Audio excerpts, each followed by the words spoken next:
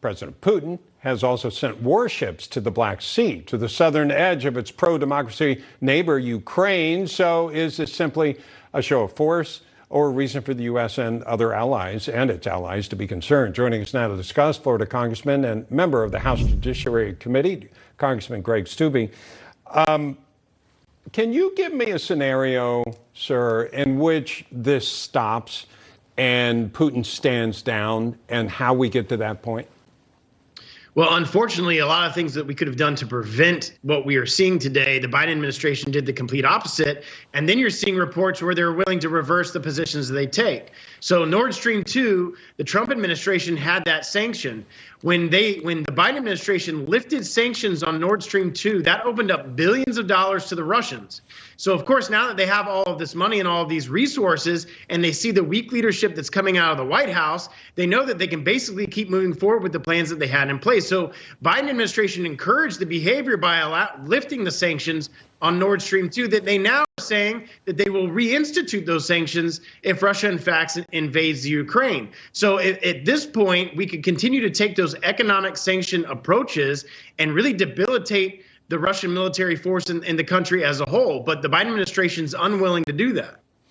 Okay, let's say let's assume that they are willing to somehow nullify Nord Stream 2, because that's what the president said yesterday, although he didn't say how that would happen. How does Putin save face and back down with that threat, saying, well, I want the money that I get from sending the natural gas to Germany and the rest of Europe.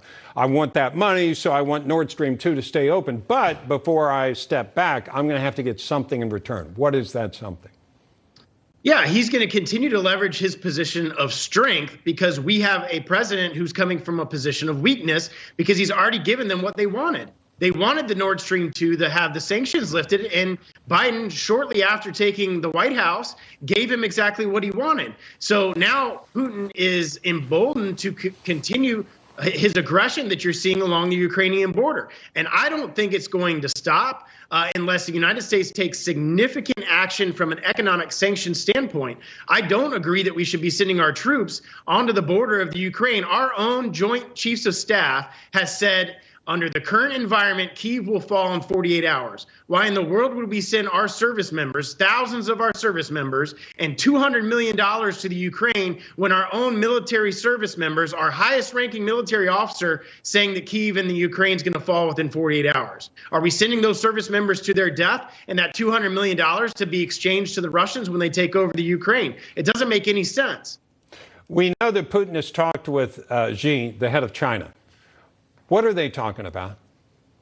Well, China's going to support the Russians at this point. China's now has been, but it will continue to be an ally to the Russians. So now at this point, since the Biden administration opened up the Nord Stream 2 and allowed for billions of dollars to flow to the Russians, they now know that they can rely upon the Chinese to back them up financially. So let's say the Russians come into the Ukraine, the United States does what Biden says he's going to do, which I wouldn't say that he's going to do what he says he's going to do, because he doesn't. But let's say he does, and does all these economic sanctions on the Russians. The Chinese are going to say, hey, we'll float you economically. We'll do deals with you in trade. We'll do deals with you in energy to ensure that your economy stays the same despite the United States sanctions.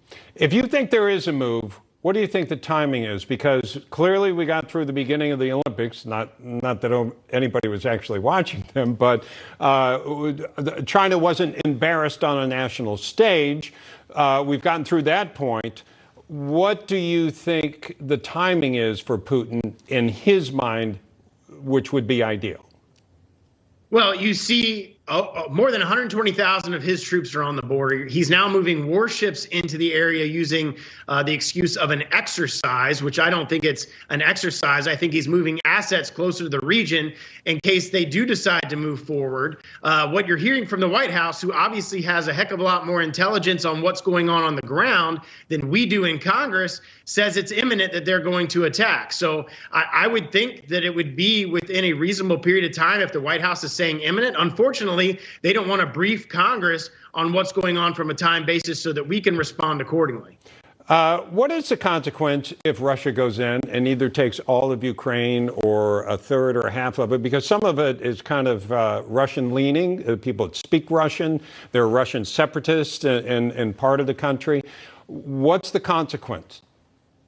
Well, I don't think with this administration there's going to be a consequence. They'll say that they're going to put economic sanctions on them. But as I just explained, the Chinese can buffer that with trade deals and providing them lending and providing them with energy and providing them economic assistance.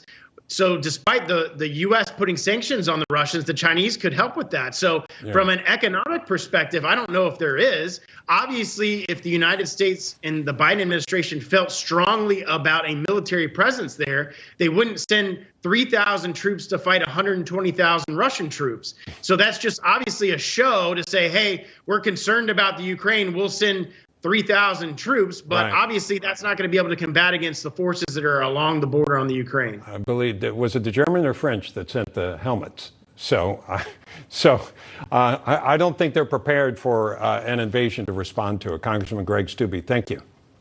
Thanks for having me. Coming up,